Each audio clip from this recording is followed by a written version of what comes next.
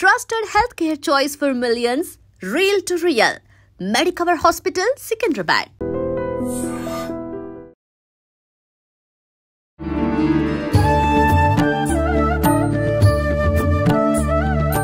నమస్కారం ధర్మ మార్గం కార్యక్రమానికి స్వాగతం. నేను మీ విజిత. ప్రస్తుతం మనతో పాటు ఉన్నారు వేద పండితులు శ్రీ చిర్రావూరి శ్రీరామ్ శర్మ గారు. ఇప్పుడు వారితో మాట్లాడి మరిన్ని విషయాలు తెలుసుకుందాం. నమస్కారం అండి. నమస్కారం అండి. ఇప్పుడు మనకు సెప్టెంబర్ మహాలయ పక్షాలు ప్రారంభం అవుతున్నాయని చెప్పి విన్నాం. ఈ మధ్య కాలంలో ప్రతి ఒక్కరిలో ఎవరిని చూసుకున్నా కూడా పితృదోషానికి సంబంధించిన వాటితో చాలా రకాల ఇబ్బందులు పడుతున్నారు.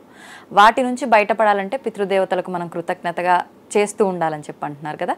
మనం మామూలు సందర్భాల్లో చేసే వాటికన్నా ఈ మహాలయ పక్షాల్లో చేస్తే కనుక ఎక్కువ ఫలితం ఉంటుందని చెప్పి విన్నాను. ఈ మహాలయ పక్షాలు ఉన్న ఈ 15 రోజుల్ని ఏ రకంగా ఉపయోగించుకుంటే బాగుంటుంది? శ్రీమాత్రే నమః. పితృదేవతలు అనేటటువంటి దాంట్లోనే మనకి దేవతలు అన్నారు. పితరులు అంటే బ్రతికున్నటువంటి తల్లిదండ్రులని మనం పితరులు అని పిలుస్తాం. పితృదేవతలు ఏమిటి? వాళ్ళు మనుషులే కదా. మనిషి మరణించిన తర్వాత అయితే స్వర్గానికి కానీ లేదా నరకానికి కానీ వెళతారని మన పురాణాలు చెప్తారు. ఎవరు ఈ దేవతల మధ్యలో ఎక్కడి నుంచి వచ్చారు? మళ్ళీ ఇది పితృలోకము అని, అసలు ఈ పిండాలు పెడితే వాళ్ళకి ఎక్కడికి చేరుతుంది అని, ఇలా అనేక సందేహాలు ఈ కలియుగంలో మానవులకు వస్తాయి అని గ్రహించిన మహర్షులు వీటన్నిటి మీద పెద్ద పెద్ద విచారణలు చేసి అనేక గ్రంథాలు అనేక శాస్త్రాలు రూపొందించారు. వాటిల్లో సంవత్సరంలో 96 రకాల శ్రాద్ధాలు చేసే విధానం ఒకటి ఉంది. దాన్ని షణ్ణవతి శ్రాద్ధం అంటారు. 96 సార్లు 96 రోజులు గతించినటువంటి తల్లిదండ్రులని ఉద్దేశించి వాళ్ళకి అన్నం నీళ్లు ఇవ్వడం. అన్నోదకాలు. అన్నం అంటే డైరెక్ట్గా అన్నం పెట్టలేము, వాళ్ళకి పిండ రూపంగా అన్నం చెందుతుంది. నీళ్ళు అంటే డైరెక్ట్గా నీళ్ళు ఇవ్వలేము కాబట్టి, ఉపాధి లేదు కాబట్టి తిలోదకాల ద్వారా వాళ్ళకి నీళ్లు చెందుతాయి అన్నారు. అయితే అసలు అది ఎలా చెందుతుంది అనేది వేరే సబ్జెక్ట్. అయితే ఇప్పుడు మనం ప్రస్తుతాంశం మహాలయ పక్షం అనేటటువంటిది. పక్షము అంటే 15 రోజులు. ఎప్పటి నుంచి? కన్యాగతే సవితరి ఆషాఢ్యాది అన్నారు. అంటే కన్యలోకి సూర్యుడు ప్రవేశించినప్పుడు, అంటే ఆషాఢ మాసంలో కన్యారాశిలోకి సూర్యుడు సంక్రమిస్తాడు, కన్యారాశిలోకి ప్రవేశిస్తాడు. నెలకు ఒకసారి సూర్యుడు ఒక్కొక్క రాశిలో మారుతూ ఉంటాడు. అక్కడ నుంచి ఈ 5 పక్షాలని కూడా మహాలయ పక్షాలు అన్నారు. మహాలయ పక్షం అంటే 15 రోజులు. ఒక్కసారి అన్నాం 15 రోజులు. పక్షాలు అని బహువచనం అంటాం. అంటే ఈ 5 పక్షాలని అన్నారు. అంటే 5 పక్షాలు కూడా పితృ శ్రాద్ధాలు అవి చేయాలంటే కష్టం కదా. అందువల్ల అపరపక్షం. ఈ 5 పక్షాలు అంటే ఆషాఢ మాసంలో వచ్చే రెండు పక్షాలు, శ్రావణ మాసంలో వచ్చే 2 పక్షాలు, భాద్రపద మాసంలో శుక్లపక్షం తీసేస్తే పంచమ అపరపక్షం. ఈ 5 పక్షాల తర్వాత వచ్చేటటువంటిది 6వ పక్షం. అంటే బహుళ భాద్రపద మాసంలో వచ్చేటటువంటి పక్షాన్ని మహాలయ పక్షము అన్నారు. ఈ మహాలయ పక్షం ఈ నెల సెప్టెంబర్ 18వ తారీఖు నుంచి ప్రారంభమవుతోంది.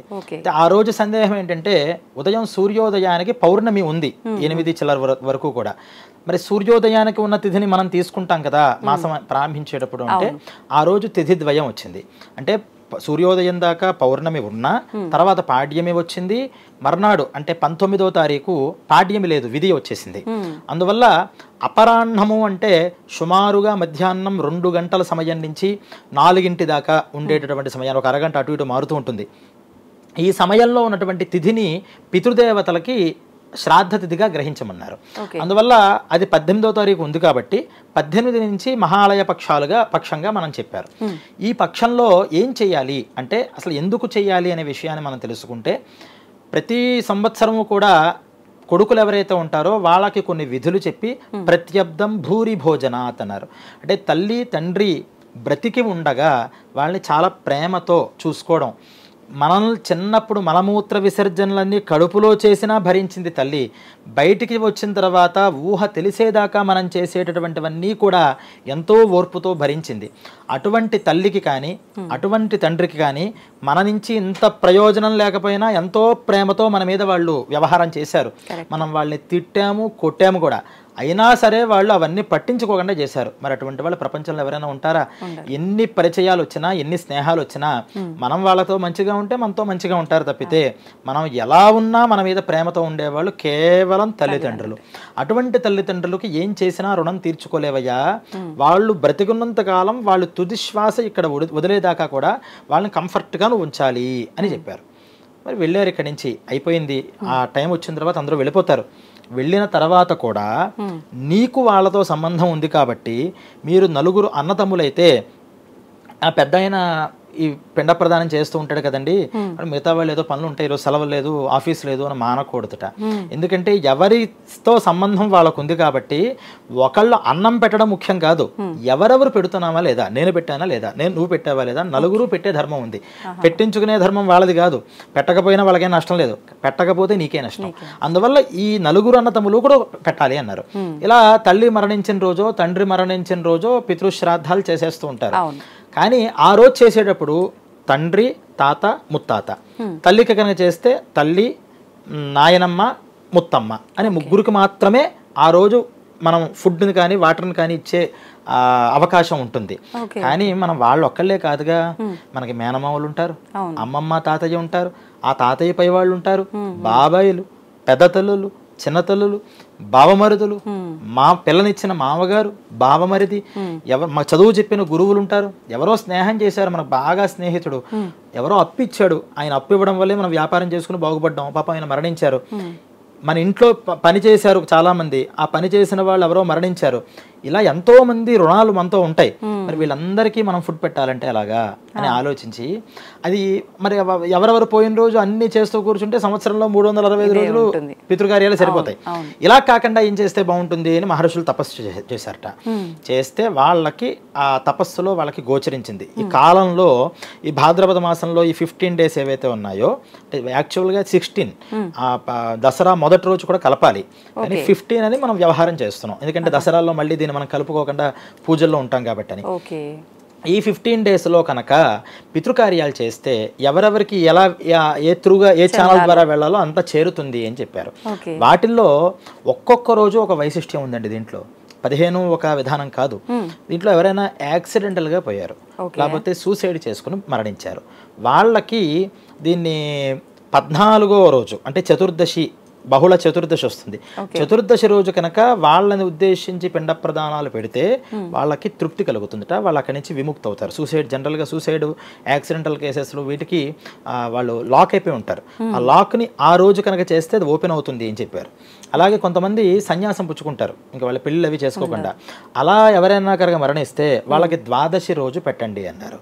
అలా ఒక సర్పాలు ఇవన్నీ మరణించి విషంతో మరణించే వాళ్ళకి ఇలా ఒక్కొక్క రోజు ఒక్కొక్క వాళ్ళకి విశేషంగా చేసుకోవచ్చు అన్నారు. అలా ఎవరైతే తల్లిదండ్రుల యొక్క మృత తిథి అంటే వాళ్ళు మరణించిన తిథి ఉంటుందో ఆ తిథి రోజు కనుక చేసుకోవచ్చు. మాకు అవన్నీ ఐడియా లేవండి, అలాగా ఫస్ట్ రోజు చేసుకో, లేదా సెంటర్ డే అంటే అష్టమి రోజు చేసుకో, లేదా లాస్ట్ డే అమావాస్య రోజు చేసుకో. ఈ 3 రోజుల్లో చేస్తే తల్లి, తండ్రి, తాత, ముత్తాత, లేకపోతే నాయనమ్మ, ముత్తవ్వే కాకుండా వీళ్ళందరూ వస్తారట. మొత్తం అందరికీ కూడా పిండ ప్రదానం చేసి అందరికీ కూడా తెలదర్పణాలు చేసేటటువంటి అవకాశం కలుగుతుంది అని ఈ మహాలయ పక్షాల్లో చెప్పారు. అందరూ పిండ ప్రదానం చేయలేరు, చేయడానికి ప్రయత్నం చేయాలి. ఇప్పుడు భోజనం రోజు చేయలేం కదా అని రోజు బ్రెడ్ తిన మనం ఉండట్లేదుగా, ప్రయత్నం చేస్తున్నాం. అలా వాళ్ళకు కూడా చేయడానికి ప్రయత్నం చేయాలి. ఎందుకంటే ఒక్కరోజు కాదు, 15 రోజుల్లో ఎప్పుడైనా చేసుకోవచ్చు. అంత ప్రాసెస్ లేదండి, షార్ట్ ప్రాసెస్లో కూడా చెప్పారు. ప్రాసెస్లో కూడా మనం తగ్గించారు, వాళ్ళే తగ్గించారు, మనమే తగ్గించక్కల ఒక ప్రాసెస్ పెట్టారు. అసలు అది కూడా మాకు కుదరట్లేదండి అంటే మానకుండా ఈ తల్లిదండ్రులు లేని వాళ్ళు, ఎక్స్పెషల్లీ తండ్రి లేని వాళ్ళు ఎవరైతే ఉంటారో ఈ 15 రోజులు కూడా నువ్వులతో రోజు తర్పణ చేయమన్నారు. కొంచెం ఒక 5 minutes ప్రాసెస్, అది 5 minutes రోజు కొనగా ఈ లిస్ట్ వాళ్ళందరికీ తర్పణ వదిలితే వాళ్ళు ఫుల్ హ్యాపీ అవుతారట. అందుకనే వేదంలో ఈ తిథులు అమావాస్య రోజు కానీ ఈ పితృపక్షాల్లో కానీ ఆ పితృదేవతలందరూ కూడా ఎక్కడెక్కడ నుంచి వాళ్ళకి ఫుడ్ వస్తుందో ఆ ఇళ్ల దగ్గరికి వాళ్ళని రిలీజ్ చేసి పంపిస్తారట. పై లోకంలో పితృలోకంలో ఉన్న వాళ్ళని వాళ్ళందరూ కూడా వచ్చి తల్లకిందులుగా వేళ్లాడుతూ చూస్తారట ఇంట్లో, మాకేమన్నా ఈరోజు కాస్త పెడతాడా అని. ఎవరు కూడా కనీసం అసలు వాళ్ళు ఈరోజు అమావాస్యను కూడా ఈరోజు మహాలయ పక్షాలను కూడా తెలియకుండా వ్యవహరిస్తారో, అరే నేను ఇంత కష్టపడి ఈ సంతానాన్ని పెంచడం కోసం ఇంత ప్రయాసపడ్డామే, కనీసం మమ్మల్ని వీళ్ళు గుర్తించుకోవట్లేదే అని బాధతో వెళ్ళిపోతారు. నిరాశా పితరోగతాః, నిరాశతో వెళ్ళిపోతారట. అందుకనే ఇప్పుడు మీరు చెప్పారు పితృశాపాలు వాటి వల్లే వస్తున్నాయి. బ్రతికుండగా తల్లిదండ్రులను ఎవరు సుఖంగా చూడట్లేదు, మరణించిన తర్వాత గుర్తుంచుకోవట్లేదు, ఒకవేళ మరణించిన తర్వాత ఏదైనా చేయాలి అంటే ఓ చారిటీ చేస్తున్నామండి వాళ్ళ పేరు మీద ఈరోజు 1000 మందికి అన్నం పెట్టామండి అంటున్నారు.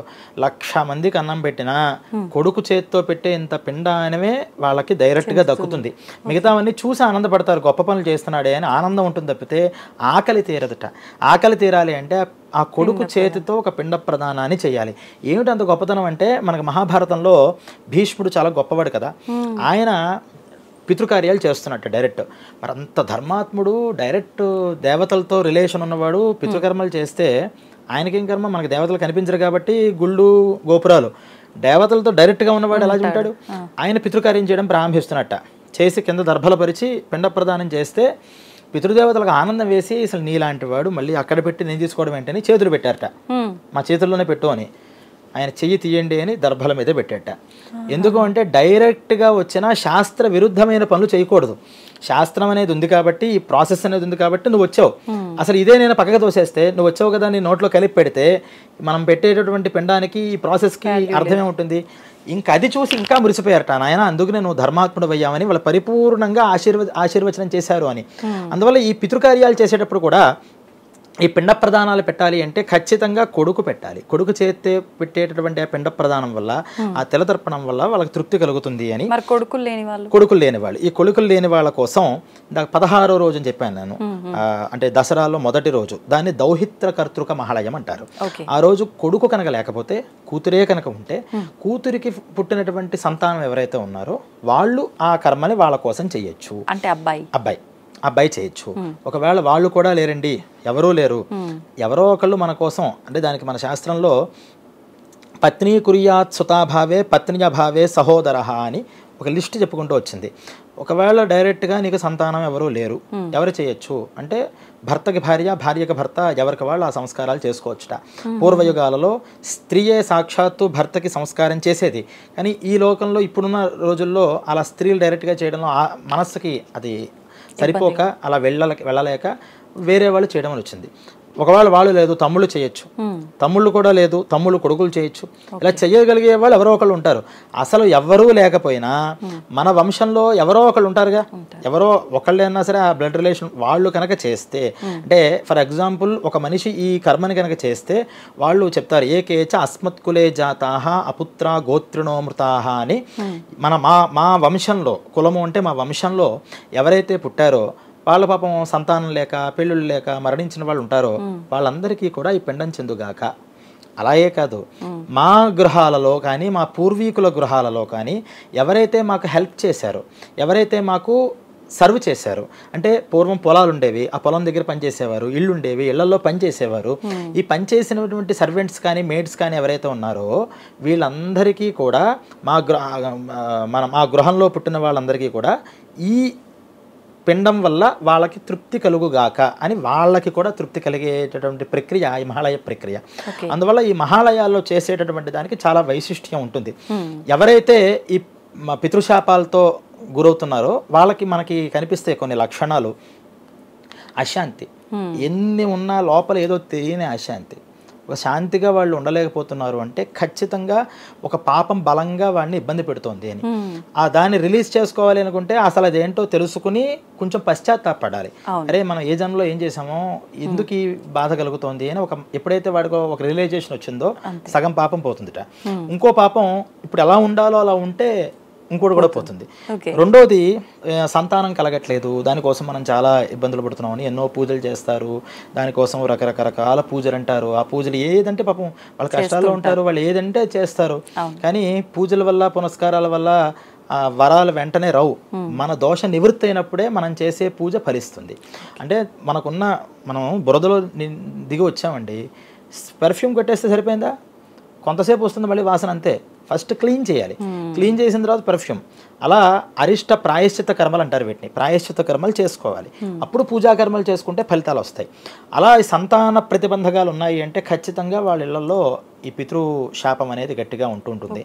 అలాగే ఏ ఇంట్లో అయితే ఈ చిన్నపిల్లలందరూ కూడా పుట్టి మరణిస్తూ ఉంటారు, కొంతకాలం ఉండి అకాల మరణాలు వచ్చాయి అంటే పితృశాపం గట్టిగా వాళ్ళకి ఉంటున్నట్టు మనం గ్రహించాలి. వీళ్ళందరూ కూడా ఈ పితృపక్షాలలో సరే మాకు ఇదంతా కుదరట్లేదండి, మాకు ఇవన్నీ ఉండడం కూడా మాకు సింపుల్గా ఏదైనా చేసేలా చెప్పండి అన్నప్పుడు కూడా రాత్రిపూట మా అమ్మ నాన్న మరణించారు, వాళ్ళు తృప్తి కలగాలి అని వీళ్ళు రాత్రి భుజించకుండా ఉండాలట. అంటే 15 రోజులు మరి అదే ఒప్పుకుంటారా అండి? తల్లి తింటే ఇష్టపడుతుందా, తిండి మానేస్తే ఇష్టపడుతుందా? ఏ తల్లి అయినా సరే తినరా నువ్వు అంటుంది. మళ్ళీ వారు మరణించిన తర్వాత ఏమో రాత్రి తినకుండా ఉంటే వాళ్ళకి తృప్తి అంటున్నావు ఏంటని అంటాం, ప్రశ్న వస్తుంది. అయితే దీనికి ఏం చెప్పారంటే రాత్రిపూట సమయాలలో రాత్రి సమయం అనేది ఏదైతే ఉందో అది పితృదేవతలకి కనిపించిన సమయం. పొగటి సమయమే వాళ్ళకి కనిపిస్తుంది, అందుకని అపరాహ్న సమయం, ఆ సమయంలోనే వాళ్ళకి డైరెక్ట్గా విజన్ అనేది ఉంటుంది. సూర్యాస్తమయం ఎందులో వెళ్ళిపోతూ ఉంటారు, వాళ్ళు ఉండరు. వాళ్ళని ఉద్దేశించి మా నాన్న కోసం మా అమ్మ కోసం ఈరోజు నేను ఈ పితృకార్యాన్ని చేశాను ఎందుకు భోజనం చేయట్లేదు అంటే ఈరోజు మా పితృకార్యం చేశామండి అంటాం. ఈ చేశాను అనే ఇంటెన్షన్తో ఉండడం వల్ల ఆ లోకంలో వాళ్ళు మా అబ్బాయి అక్కడ దాకా పయనించి ఇక్కడ వాళ్ళు వచ్చి ఆ రోజు పిండ ప్రదానాలు స్వీకరించి వెళ్ళి మా పిల్లలు మా కోసం దీన్ని చేశారు అని ఈ కనెక్షన్ వల్ల వాళ్ళకి ఆ జ్ఞప్తి ఉంటుందిట. అందువల్ల రాత్రిళ్ళు భుజించకుండా ఉండడం. రాత్రిళ్ళు సరే రాత్రి మేము అంతా తినకుండా ఉండలేమండి అంటే అన్నం తినకుండా అల్పాహారంగా తీసుకుని ఉండగలగడం. ఈ 15-16 రోజులు కూడా నిషిద్ధమైనటువంటి వస్తువుల్ని తీసుకోకుండా, అంటే నాన్ వెజిటేరియన్ కానీ లేకపోతే ఆనియన్ గార్లిక్ కానీ తీసుకోకుండా పవిత్రంగా ఉండడం అనేది చేస్తే కనుక ప్రతిరోజు వాళ్ళ తినేటటువంటి ఫుడ్లో కొంత భాగాన్ని తీసి బయట కాకుల రూపంగా పక్షుల రూపంగా పితృదేవతలు వస్తున్నారు అని భావన చేసి వాళ్ళకి ఫుడ్ పెట్టడం వల్ల కూడా ఏదో ఒక్కరోజు మాత్రం ఒక సండేనో ఎప్పుడు ఉంటుంది, ఒక పావు గంట 20 నిమిషాలు తర్పణ చేయడం. ఆ తర్పణ కనుక చేసినట్లయితే 15 డేస్ పితృశ్రాద్ధం చేస్తే ఎటువంటి ఫలితం వస్తుందో అటువంటి ఫలితం వస్తుంది. అందువల్ల ఈ మహాలయ పక్షాలు సాధారణంగా సంవత్సరం ఒకసారే వస్తాయి. వాటిని మిస్ కాకుండా పితృదోషం ఉన్నవాళ్ళు కానీ లేదు అనుకున్నా ఇప్పుడు మనం తెలియక ఇవన్నీ చేయడం వల్ల ఏమవుతుందంటే నెక్స్ట్ జనరేషన్కి మళ్ళీ పితృదోషాలు వస్తాయి. అందువల్ల మీరు ఆస్ట్రాలజీ పరంగా చూసినప్పుడు ఈ జాతకాడుకే ఉంటుంది, ఆ తల్లిదండ్రులకు ఎవరికి పితృదోషాలు ఉండవు, కానీ కొడుకు దగ్గర నుంచి వస్తుంది. తర్వాత కొన్ని జాతకాల్లో జనరేషన్ నుంచి ఆ పితృదోషం వెళుతూ ఉంటుంది. పాపం దానికోసం నారాయణ బలి అని గోకర్ణం అని అక్కడ ఇక్కడ చాలా చోట్ల పెడతారు. ఎన్ని వెళ్ళినా సరే పోదు. ఎందుకు పోదు అంటే ఒక్కసారి అది దాన్ని క్లీన్ చేసేసుకునేది ప్రాసెస్ కాదు. అది ఎంత స్టాక్ అయిపోయినప్పుడు ఇంత యాసిడ్ పోస్తే ఎక్కడ దవుతుంది, నడవదు కదా. అది చాలా క్లియర్ అప్ అవ్వాలి. అటువంటి మహాదోషాలు కూడా ఈ మహాలయ శ్రాద్ధం అనే 15 రోజులు కూడా నియమంగా ఉండి చేయడం. 15 రోజులు కుదరకపోతే 15 రోజులు రాత్రి భోజన నిషేధం అని పెట్టుకుని ఒక్కరోజైనా సరే వాళ్ళని ఉద్దేశించి ఆ తర్పణాలైనా సరే కనీసం చేసినట్లయితే వాళ్ళకి పితృదేవతల అనుగ్రహం సంపూర్ణంగా కలుగుతుంది. ఎప్పుడైతే పితృదేవతల అనుగ్రహం కలిగిందో పిల్లలు వంశాభివృద్ధి కలుగుతుంది. ఆ పిల్లలకు కూడా రిలేషన్ వస్తుందిట. తల్లిదండ్రులు అంటే ఇష్టపడాలి. ఇప్పుడు చాలా చూస్తున్నాం రిలేషన్స్ ఉండట్లేదు. ఒక ఆవిడైతే వాళ్ళ మామగారు పోతే ఆ పిల్లాడు అసలు కనీసం ఏ స్పందన లేదు, కూర్చుని వీడియో గేమ్ ఆడుకుంటున్నట్ట. షాక్ అయింది. ఒక గ్రాండ్ ఫాదర్ పోతే ఎంత ఇబ్బంది పడతారో, ఎంత అటాచ్మెంట్ ఉంటుంది. ఏంటంటే ఒక మెకానికల్ లైఫ్ అయిపోయింది అందరికీ కూడా. అంటే ఇటువంటి స్పందనలు మనిషిలో రావాలి అంటే ఖచ్చితంగా పితృదేవతల అనుగ్రహం కావాలి. అందుకని ఈ రోజుల్లో ఆ పితృదేవతల అనుగ్రహం రావాలి అంటే ఈ మహాలయ పక్షాల్లో చేయడమే చక్కటి విధానం. ఎందుకంటే సంవత్సరంలో చేసే తల్లి తండ్రి తిథుల్లో కూడా చేయని వాళ్ళు చాలా మంది ఉన్నారు. చాలా మందికి ఏంటంటే మన పల్లెటూరులో సంప్రదాయం చూస్తే ఆ తిథులు గుర్తుండవు. అందుకని వాళ్ళు ఏం చేస్తారంటే సంక్రమణం అని సంక్రాంతి రోజు పెద్దలకి మేము పెట్టుకుంటాము అని పెట్టేసుకుంటారు. కొన్ని ప్రాంతాలలో మహాశివరాత్రి మునుపు పెట్టేసుకుంటారు. అయితే ఆ రోజులు పెట్టితే వాళ్ళకి డైరెక్ట్ గా చెందుతుందా అంటే చెందకపోవచ్చు. శాస్త్రత మరణించిన తిథి డేట్ కూడా కాదు, ఆ తిథిని ఉద్దేశం చేసినప్పుడే ఆ రోజే వాళ్ళకి లింక్ అవుతుంది. ఇది ఎలాగా మన అకౌంటే బ్యాంక్, మన డబ్బులే దాంట్లో ఉన్నాయి. నేను ఆదివారం డోర్ కొట్టి లోపలికి వెళ్ళి నేను డబ్బులు తీసుకుంటా అంటే కుదురుతుందా? కుదరదు. సరే మిగతా రోజుల్లో కూడా నేను 4 తర్వాత వెళ్ళి నాకు ఇవ్వండి అంటే ఇస్తారా? నా డబ్బులే కదా, నేను మీ దగ్గరే పెట్టాను కదా అంటే వాదిస్తే కుదరదు. కొన్ని రూల్స్ ఉన్నాయి. సర్టైన్ డేస్ లో అక్కడ వెళ్ళినప్పుడు డీడీ అంటే ఇప్పుడే ఈ సమయంలోనే వెళ్ళాలి. అలాగైతే రూల్స్ పెట్టారు. ఈ పిండాలు కానీ ఈ ఉదకం కానీ వాళ్ళకి చేరాలి అంటే సర్టైన్ డేస్లో ఇప్పుడు ఎవరో వెళ్ళి అక్కడికి వెళ్ళి ఇస్తే అలా ఎవరో నా కోసం పెట్టారంటే కుదరదు. ఆ బ్లడ్ రిలేషన్లో ఎవరెవరు పెట్టాలో ఒక ప్రాసెస్ అంతా చెప్పారు. దాన్ని అనుసరించి కనుక చేసినట్లయితే పితృదేవతలకి ఖచ్చితంగా వాళ్ళ అనుగ్రహం కలుగుతుంది. ఆ అనుగ్రహం కలిగితే ఈ సంవత్సరంలో అక్కడ ఇలా పెట్టకపోయినా ఆ డేట్స్లో మనం వాళ్ళు చేయలేకపోయినా అవన్నీ కూడా ఇప్పుడు కవర్ అవుతాయి. అందువల్ల పితృపక్షం అనేది చాలా విశేషం. అందువల్ల అందరూ కూడా రేపు సెప్టెంబర్ 18వ తారీఖు నుంచి ప్రారంభమయ్యి దసరా మొదటి రోజు వరకు, అంటే దసరా ముందర అమావాస్య, సర్వామావాస్య అంటారు, ఆ రోజు వరకు కూడా పితృదేవతలకి ఆరాధన చేసి వాళ్ళ అనుగ్రహాన్ని పొందితే అన్ని దేవతలు ఆటోమేటిక్గా అనుగ్రహిస్తారట. ఎందుకంటే దేవతలకి మనం పూజ చెయ్యాలి, చెయ్యకపోతే నిన్ను శపిస్తాను అని ఏ దేవత అండు. మనకి ఇష్టమైతే మనం పూజ చేయాలి, ఆయనకి ఇష్టమైతే ఆయన ఫలితం ఇస్తాడు. కానీ పితృదేవతలు మనకి ఈ రక్త మాంసాలు ఇచ్చారు కాబట్టి వాళ్ళని ఖచ్చితంగా వాళ్ళని తృప్తిపరచాలి. ఇది నేను చెయ్యకపోతే దీనివల్ల వచ్చే ఇబ్బందులు వేరు. అంటే మీరు రోజు గణపతి పూజ చేయకపోతే గణపతి వచ్చి కొట్టడు. కానీ ఈ సంవత్సరికాల్లో కానీ ఈ సంవత్సరంలో వచ్చేటటువంటి ఆబ్దికాలు తద్దినాలు కానీ మానేస్తే మాత్రం పితృదేవతలు ఖచ్చితంగా దెబ్బ వేస్తూ ఉంటారు, గుర్తు చేస్తారు. వాళ్ళకి ఆకలి దెబ్బకలు వీళ్ళు పెట్టేటటువంటి వాటి మీదే బేస్ అయి ఉన్నారు. ఇవి ఎవరైతే పెడతారో వాళ్ళని సంపూర్ణంగా నిండు మనస్సుతో వాళ్ళని అనుగ్రహించి, అందుకనే ఈ పితృక్రియలు చేసేటటువంటి కుటుంబాలలో డబ్బు లేకపోవచ్చు కానీ అన్యోన్యత బాగుంటుంది, సుఖం బాగుంటుంది, ఆరోగ్యాలు ముందర బాగుంటాయి. ఆరోగ్య సమస్యలన్నీ కూడా పితృదేవతల శాపాల వల్లే వస్తుంటాయి. అందువల్ల అందరూ కూడా ఈ మహాలయ పక్షాల్లో చక్కగా వాళ్ళు వినియోగం చేసుకుని పితృదేవతల అనుగ్రహాన్ని పొందవలసిందిగా అందరినీ కూడా మరీ మరీ కోరుతున్నాం. అయితే ఇప్పుడు మీరు ఇందాక అన్నారు, మనం వదిలే తర్పణాలు పెట్టే పిండాల వల్లనే వాళ్ళు తృప్తి చెందుతారు, అవే వాళ్ళకు చేరుకుంటాయి కూడా అని. కానీ చాలామంది వాళ్ళకి నచ్చిన ఐటమ్స్ వండి పెట్టడం వరకే చేస్తుంటారు, అవి వాళ్ళకి చెందవా? అయితే చెందుతాయి. ఇది ఎలాగంటే మెయిన్గా పెట్టేటటువంటి పిండం, అంటే పిండ రూపంగా ఇంత పరిమాణంలో ఈ ప్రాసెస్లో చేయాలి అనేటటువంటి పిండ రూపంగా ఒక భాగంలో ఉన్నటువంటి పితృదేవతలకు చెందుతుందట. అంటే మరణించిన వాళ్ళు మరణించి స్వర్గంలో కానీ నరకంలో కానీ ఉంటే మళ్ళీ ఇక్కడ ఎలా పుడతారు? మళ్ళీ మనం ఏమంటాం, పుట్టిన వాళ్ళు గిట్టక మానదు, మరణించిన వాళ్ళు మళ్ళీ పుట్టక మానదు అని చెప్తుంటాం కదా. మరి ఇక్కడికి ఎలా పుడతారు? అసలు స్వర్గంలో నరకంలో మొత్తం పుణ్యం పాపం అనుభవించేస్తే మళ్ళీ ఇక్కడ పుట్టాల్సిన అవసరం ఏంటి? అంటే ఇక్కడి నుంచి పుట్టిన వాళ్ళు వాళ్ళ పుణ్యము పాపము చాలా ఉంటుంది. ఇంకో జన్మ ఎత్తడానికి ఎంత పుణ్యం ఎంత పాపం ఆ బ్యాగ్లో క్లియర్ చేయాలో అంత మాత్రమే క్లియర్ చేసుకుని మళ్ళీ జన్మ ఎత్తుతారు ఇక్కడికి. జన్మ ఎత్తిన తర్వాత కొంతమంది ఏమంటే ఒక పుణ్యానికి 10 రోజుల్లో తిరిగి పుట్టచ్చు, ఒకడు గంటలో తిరిగి పుట్టచ్చు, ఇంకోడు 100 ఏళ్ళు పట్టచ్చు. ఎవడి పుణ్య పాపాలు ఎంత ఉన్నాయి అనే దాని మీద బేరీజ్ అయి ఉంటుంది. అయితే ఇక్కడ పుట్టాడు, ఒక రోజులో పుట్టేశాడు అనుకోండి ఒకడు, కానీ ఆ కొడుకేమో మళ్ళీ పిండ ప్రదానం చేస్తున్నాడు. ఈయన పితృలోకంలో లేడు కదా, ఈయనకి ఎలా వెళుతుంది అంటే ఆ వేదంలోనే ఎవరెవరు ఏ ఏ జన్మలు ఎత్తారో ఆయా జన్మలలో వాళ్ళకి ఏ ఆహారం కావాలో ఆ ఆహారం కింద ఇది మారుతూ ఉంటుందిట. అంటే ఈ రోజు మనం భోజనం చేశాము అంటే ఏదో జన్మలో మనం ఏదో జన్మెత్తాం, ఆ వంశంలో ఉన్నవాడు ఎవడో ఆ రోజు మనకి ఫుడ్ పెడితే ఈ రోజు ఫుడ్ మనకు వస్తుంది. ఈ రోజు బాగా వర్క్ ప్రెషర్ అయింది, క్యారేజ్లో ఫుడ్ ఉంటుంది, మనం తినం, మనకి ఈ రోజు ప్రాప్తం లేదంటాం. అంటే ఆ రోజు ఎవరో మనకి చేయాల్సిన వాళ్ళు చేయలేదు, మనకు అందలేదు. ఇది ప్రాసెస్ నడుస్తూనే ఉంటుంది. అందుకని ఇక్కడ అంశ రూపంలో ఇప్పుడు మీరు అయినా సరే నేనైనా సరే ఇక్కడ మనం ఉంటున్నటువంటి ఈ జీవాత్మ చిన్న అంశ మాత్రమే ఇక్కడ ఉంది. ఇంకో అంశ ఆయా లోకాలలో పుణ్యపాపాలని అనుభవిస్తుంది అని నిరూపణ చేశారు. అంటే ఫుల్ మనం ఇప్పుడు ఈ పేరు పెట్టుకున్నటువంటి విజిత అనేటటువంటి పేరుతో ఉన్నది మాత్రమే విజిత కాదు. దీంట్లో సోల్లో ఒక పార్ట్ ఇక్కడ ఉంది, ఇంకో పార్ట్ సంథింగ్ ఏదో లోకంలో ఉంది. ఇది ఎలా మనకు కనిపిస్తుంది అంటే కళల రూపంలో. అప్పుడప్పుడు మనకి కొంత మనం పీస్ఫుల్గా ఉన్నప్పుడు కొన్ని కళలు మనకి ఏదో ఒక అనుభూతిని, మనకి ఏదో ఒక సెన్స్ ఉన్నట్టుగా మనకి కనిపిస్తూ ఉంటుంది. అంటే ఆ సెన్సెస్ అన్నీ కూడా అక్కడి నుంచి వచ్చేటటువంటి ప్రేరణలు. అందువల్లే ప్రతిరోజు కూడా నిద్రిస్తున్నప్పుడు ఆ జీవి పరిపూర్ణంగా అక్కడ కలిసి మళ్ళీ మెలుకునేటప్పుడు ఇక్కడ ఆత్మరూపంగా మళ్ళీ వస్తుంటాడని కూడా కొన్ని పురాణాల్లో వర్ణిస్తారు. అంటే ఇప్పుడు ఆయా లోకాల్లో ఎవరైతే పితృదేవతలు ఉన్నారో వాళ్ళు అక్కడే ఉన్నారు. వాళ్ళకి ఇక్కడ పెట్టేటటువంటి ఫుడ్ అంతా కూడా పిండ రూపంగా వాళ్ళకి చెందుతూ ఉంటుందట. అందుకనే పిండం పెట్టడమే కాదు, స్వయం పాకం ఇవ్వండి అంటారు. బ్రాహ్మణ రూపంగా కొంత ఇమ్మంటారు, అగ్నిహోత్ర రూపంగా కొంత ఇమ్మంటారు. ఇప్పుడు ఈ ఇచ్చే వాటిల్లో కూడా కొన్ని ద్రవ్యాలు చెప్పారు. వాటిల్లో మరి ఒక ఆయనకేమో క్యాబేజీ బాగా ఇష్టం, కానీ క్యాబేజీ ఏమో ఆ శ్రాద్ధంలో నిషేధం చేశారు, పనికిరాదు అన్నారు.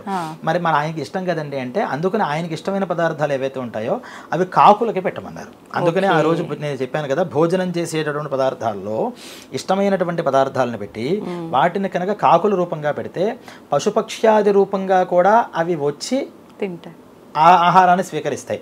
డైరెక్ట్ గా పిండాన్ని తీసుకెళ్లే రూపం వేరు, పశువు పక్ష్యాది రూపంగా వచ్చి భుజించి వెళ్లే రూపం వేరు, నీళ్లతో వచ్చి వెళ్లే రూపం వేరు. అలాగే వాటిల్లో దర్భల్ని వాటిని పైన వేస్తారు. పిండాలు పెట్టి పిండాలు పైన కూడా కొంత ద్రవ్యాన్ని మళ్ళీ ఈ పిండినో వాటినో వేస్తారు. ఇవి తినేవాళ్ళు వేరు. అలా ఒక శ్రాద్ధం అనేది జరిగింది అంటే దగ్గర 101 101 కులాలు అంటే సమూహాలకి ఫుడ్ వెళుతుందిట. అంత గొప్పగా చెప్పారు. శతమేకోత్తరం అని 101 ఎవరైతే వాళ్ళ కమ్యూనిటీస్ ఉన్నాయో అక్కడ అంటే ఇదో గ్రూప్ అదో గ్రూప్ అని ఇటువంటి గ్రూప్స్ అందరికీ కూడా ఒక శ్రాద్ధం వల్ల వెళుతుంది అని. అందువల్ల వాళ్ళకి ఇష్టమైన పదార్థాలు పెట్టడం వల్ల వాళ్ళు ఆరూపంగా వచ్చి దాన్ని భావన చేస్తారు. ఇష్టమైన పని చేయమన్నారు. అందుకనే ఈ శ్రాద్ధాలు అవి కూడా పెట్టినప్పుడు కూడా మా నాయన గారికి వాళ్ళ అమ్మాయి అంటే బాగా ఇష్టమని, అమ్మాయి నువ్వు ఫస్ట్ అక్కడ పెట్టు అంటారు. అంటే అది చూడడం వల్ల ఒక ఆనందం వాళ్ళలో కలుగుతుంది. మా నాన్నకి ఈ రోజు ఫలానా పని అంటే ఇష్టమని ఆ పని ఆ రోజు చేస్తుంటారు. ఆయనకి ఏవి ఇష్టమైతే అవి చేస్తూ ఉంటారు. ఆ ఇష్టం వల్ల కూడా ఒక రూపంలో వాళ్ళకి అనుగ్రహం అనేది కలుగుతుంటుంది. నిజంగా చాలా డీటెయిలింగ్గా ఎక్స్ప్లెయిన్ చేశారండి. ఇది వీడియో కనుక చూస్తే మాత్రం పెట్టడం ఎవ్వరూ మానరు. పితృదేవతలకు చేయాల్సిన కార్యక్రమాలు ఎవ్వరూ ఆపరు. ధన్యవాదాలండి. And for more videos, please subscribe to iDream. Please subscribe to iDream. Please subscribe iDream. And please subscribe to iDream. For more videos, subscribe to iDream. please like, share and subscribe to the channel. Congratulations, iDream. Subscribe to iDream. Subscribe to iDream. So subscribe to iDream Media. iDream ki iDream team andarki huge congratulations. Please subscribe iDream Media. Please subscribe to iDream. Subscribe iDream. Please subscribe to iDream. iDream అంటే నా కళల ఛానల్ను subscribe చేసుకున్న నోరు తిరుగుతలేదు. మీరైతే గంట గుర్తు కొట్టండి. For more such videos, please subscribe to iDream. Subscribe to iDream. Please subscribe to iDream. Please subscribe iDream Media. Please do subscribe to iDream. Please subscribe to iDream Media. For best entertainment and information, please subscribe iDream. And don't forget to subscribe to iDream.